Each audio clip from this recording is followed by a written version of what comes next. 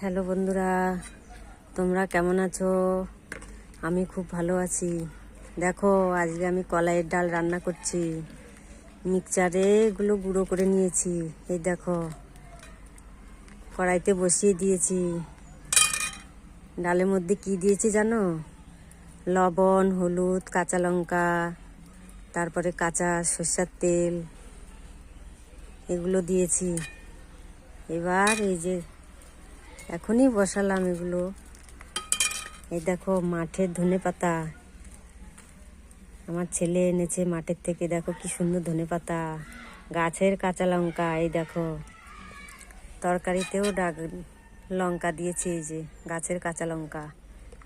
শীতকালে এই কলাইয়ের ডাল এভাবে রান্না করে খেলে না খুব ভালো লাগে খেতে। তোমরা খেয়ে দেখবে, খুব ভালো। দেখো,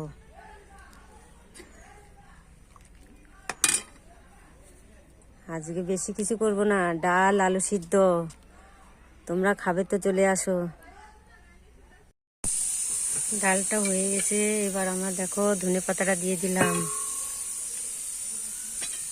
এই যে এবার নামিয়ে ফেলবো আমি। হয়ে গেছে আমার ডালটা।